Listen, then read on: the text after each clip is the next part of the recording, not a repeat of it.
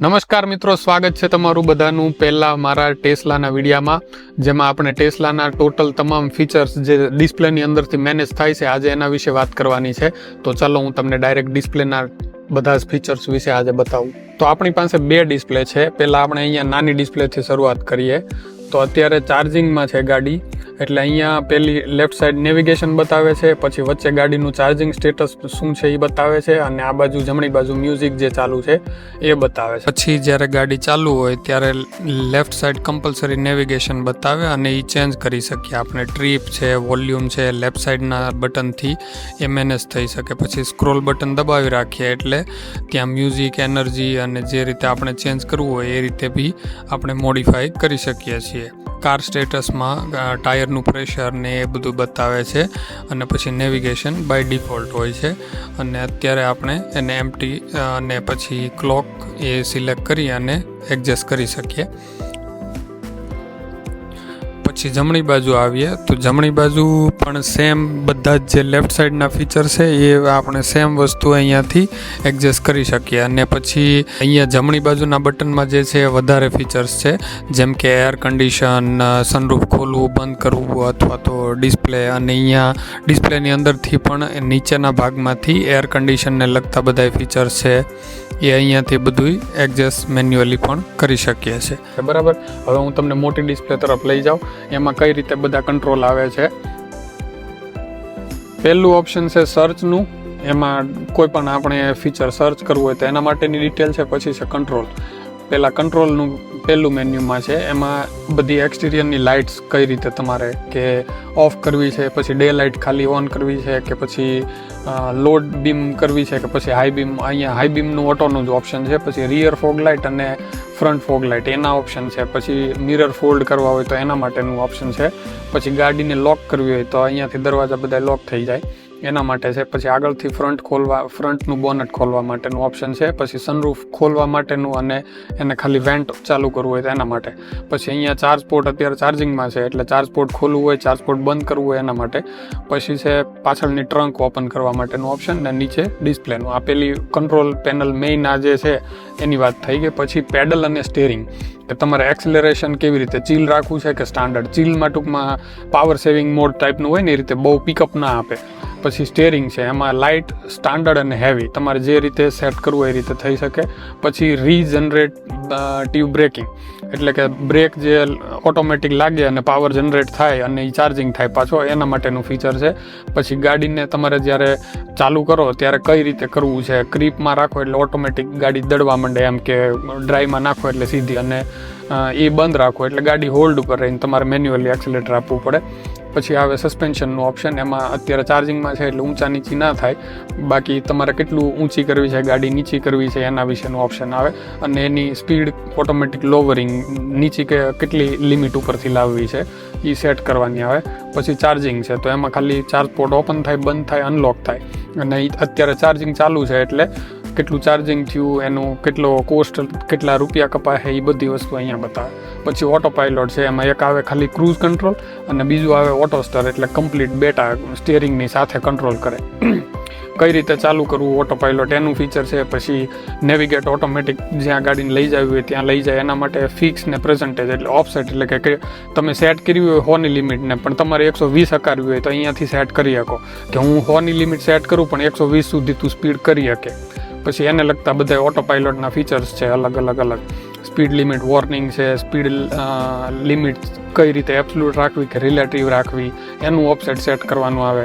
પછી forward કોન્સોલિંગ warning, એટલે કે આગળની ગાડી અચાનક બ્રેક મારે, ધીમી પડે તો એ તમને વોર્નિંગ આપે, એટલે એ કઈ રીતે લો રાખવી, મીડિયમ રાખવી કે અર્લી રાખવી.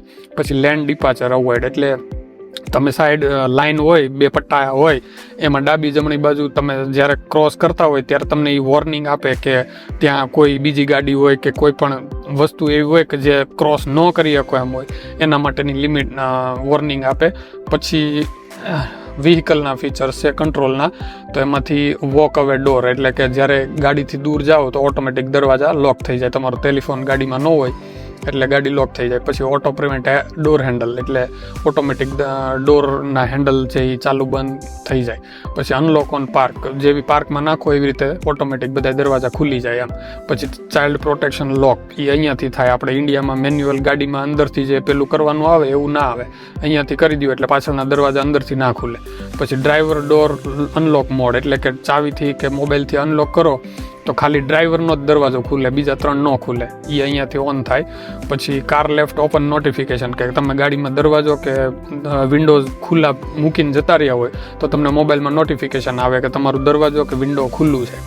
પછી મિરર ઓટો ટિલ્ટ અને ઓટો ફોલ્ડ, એટલે રિવર્સમાં નાખો ત્યારે ફોલ્ડ થઈ જાય ને આગળ નાખો ત્યારે સીધા થઈ જાય મિરર સાઈડના, એ માટેનું આવે. અને ઓટોમેટિક કાર લોક કરો એટલે મિરર ફોલ્ડ થઈ જાય અને ખુલી જાય. પછી ઓટો વાઇપર, એટલે જ્યારે વરસાદ આવતો હોય ત્યારે એ ઓટોમેટિક સેટ થઈ જાય, એના માટે જે રીતે જરૂર હોય એટલું વાઇપર ચાલે. પછી લાઇટ્સના ફીચર છે, તો હેડલાઇટના ફીચર છે અહીંયા, એ જે આગળ કંટ્રોલમાં હતા સેમ એ રીતે, પણ અહીંયા એક એમ્બિયન્ટ લાઇટનું ફીચર વધારે આવે કે દરવાજામાં બધી એમ્બિયન્ટ લાઇટ હોય તો એને શું કહેવાય કઈ રીતે કંટ્રોલ ઓન ઓફ કરવી, અને ડોમ લાઇટ અંદરની જે લાઇટ હોય એ ઓફ ઓન અને ઓટો. પછી ડિસ્પ્લે, આ જે સ્ક્રીન છે એના સેટિંગ, એમાં બધું બ્રાઇટનેસ ને લાઇટ મોડ, ડાર્ક મોડ ને લેંગ્વેજ કઈ રાખવી ને વોઇસ કમાન્ડ કયા રાખવા ને કીબોર્ડ કઈ રીતનું રાખવું ને રીજન ફોર્મેટ કઈ રીતે રાખવું એના માટે ને કિલોમીટર ને માઇલેજ ને એ બધા ફીચર્સ અહીંયા આવે. પછી ટિપ્સ કે કરંટ ડ્રાઈવ, પછી સિન્સ લાસ્ટ ચાર્જ, એ બે ઓટોમેટિક હોય. અને પછી ટ્રીપ એ ને ટ્રીપ બી અહીંયા સેટ કરી શકો તમારી ટ્રીપ્સ. પછી નેવિગેશનના ફીચર છે, તો એમાં automatic navigation, trip planner, online routing ને એ બધા ફીચર્સ કે નેવિગેશનમાં જે કામ આવતા હોય એમાં તમને થર્ડ પાર્ટીના ચાર્જિંગ તમારે જોવા છે, ખાલી ટેસ્લાના સુપર ચાર્જર જોવા છે, એ અહીંયાથી ચાલુ બંધ થાય.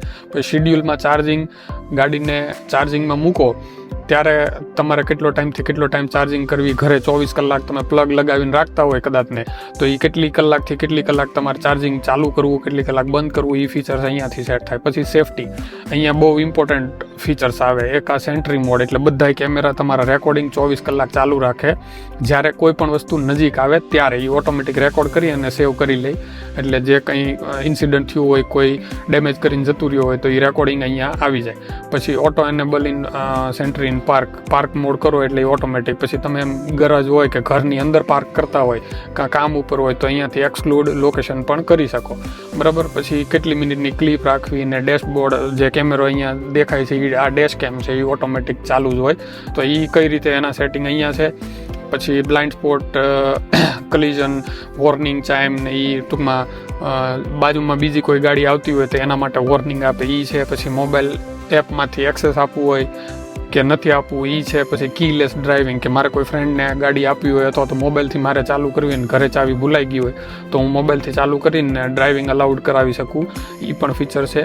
અને આ બીજી નોર્મલ વેલેટ મોડ ને પિન ટુ ડ્રાઈવ, કે ડ્રાઈવ કરતી વખતે પિનકોડ ફરજિયાત નાખે પછી જ ગાડી ચાલુ થાય. પછી ગ્લવ બોક્સ અહીંયાથી ઓપન કરવું હોય તો એના માટે પિનકોડ સેટ કરવો કે નહીં, અને સ્પીડ લિમિટ સેટ કરીને પાસવર્ડ સેટ કરી દો કે 130થી વધારે જાવી ના જોઈએ, અને તમે કોઈ દોસ્તાર ભાઈબંધને આપો તો ઓવર સ્પીડિંગ ના કરી શકે, એના માટેનું આવે.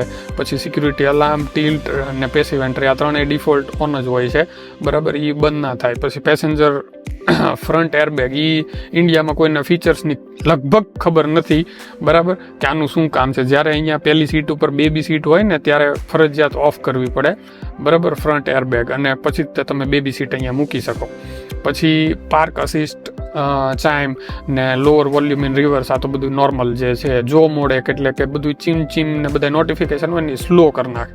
પછી અહીંયાથી પાર્કિંગ બ્રેક અપ્લાય કરવી હોય તેના માટે, ને પાવર ઓફ, ગાડીનું ખાલી ટેમ્પરરી બધું ડિસ્પ્લે બધું બંધ કરવું હોય તો એ અહીંયાથી થઈ જાય.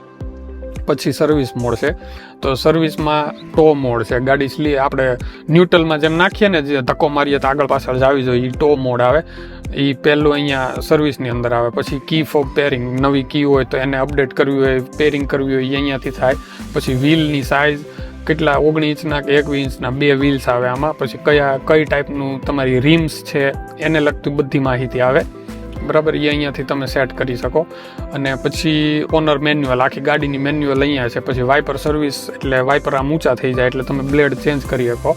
પછી મેન્ટેનન્સની અંદર ઇન્ટરેસ્ટિંગ હમણાં અપડેટ આવ્યું છે, એમાં બધી વસ્તુ બતાવે કે તમારું કેબિન એર ફિલ્ટર ચેન્જ કરવાનો ટાઈમ થઈ ગયો, ટાયર રોટેશનનો ટાઈમ થઈ ગયો. અમે એર ફિલ્ટર હમણાં ચેન્જ કર્યું પણ એ રેકોર્ડ નથી કર્યું, એટલે એને એમ થાય છે કે મેં 2023માં લાસ્ટ કર્યું હતું પણ મેં કર્યું છે, એટલે અહીંયા રેકોર્ડમાં જઈ કન્ફર્મ કરી નાખું એટલે એ ગ્રીન થઈ જાય કે કેબિન એર ફિલ્ટર છે એ ચેન્જ કરી નાખ્યું. હમણાં જ અઠવાડિયા પહેલાં જ કર્યું. પછી ટાયર રોટેશન એ બી કરેલું છે મેં, એટલે એ આમાં સોફ્ટવેરમાં અપડેટ નહોતું કર્યું, એ મેન્યુઅલી કરવું પડે.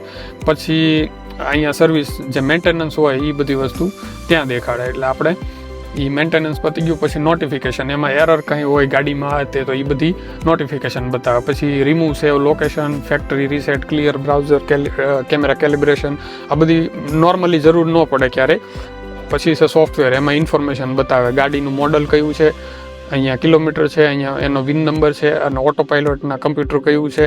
પછી પ્રીમિયમ કનેક્ટિવિટી, એટલે કે ગાડી મોબાઈલથી યુઝ કરી શકો. પછી આમાં મ્યુઝિક આવે, પ્રીમિયમ ફીચર્સમાં બધા એ બધી વસ્તુ જે પેકેજ આવે એ બધી આની અંદર અહીંયા ઇન્ફોર્મેશન બતાવે કે અત્યારે પછી સોફ્ટવેરનું વર્ઝન કયું છે, નેવિગેશન કયા ડેટા છે અંદર. પછી વાઈફાઈ છે, એમાં વાઈફાઈ કનેક્ટ કરો તો એ. અને પછી છે બ્લૂટૂથ, બરાબર, એમાં કયું બ્લૂટૂથ છે એ બતાવે. પછી ઓડિયોનું સેટિંગ છે કે તમારે ઓડિયોના કઈ રીતે ટોન રાખવી છે. પછી બેલેન્સ, આગળ પાછળ ઉપર નીચે કોઈ પણ દરવાજામાં કે આપણે આગળ વધારે મ્યુઝિક રાખવું હોય તો નોર્મલ જે બધા ફીચર્સ આવતા હોય એ રીતે છે. અને પછી અહીંયા શું કહેવાય, આ ઓપ્શન્સ બીજા 2 અલગ આપેલા છે, મોબાઈલથી કંટ્રોલ કરવું કે નહીં, અને યુટ્યુબ મ્યુઝિકમાં વધારે આ ઇફેક્ટ આપવી છે કે નહીં, ને રેડિયો ને બ્લૂટૂથ ને શું તમારે સોર્સિસ ઓન રાખવા, બસ. અને પછી અપગ્રેડમાં એની બધી એડવર્ટાઇઝ આવે અને તમારે કંઈ એક્સ્ટ્રા ફીચર જોતા હોય તો આ તો ફૂલ આપણો ડિટેલમાં એકદમ ટેસ્લાને લગતો વિડીયો. તમને ગમ્યો હોય તો લાઈક કરવાનું ભૂલતા નહીં. ખૂબ ખૂબ ધન્યવાદ. મળીએ આગલા વિડીયોમાં.